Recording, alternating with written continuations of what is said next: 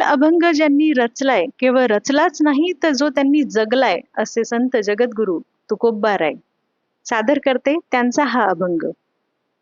लहानपण देगा देवा मुंगी साखरेचा रवा, लहानपण देगा देवा मुंगी साखरेचा रवा, ऐरावत रत्न थोर त्यासी अंकुशाचा मार, जया अंगी मोठेपणा तया यातना कठीण, तुका म्हणे जाण व्हावे लहानाहून लहान.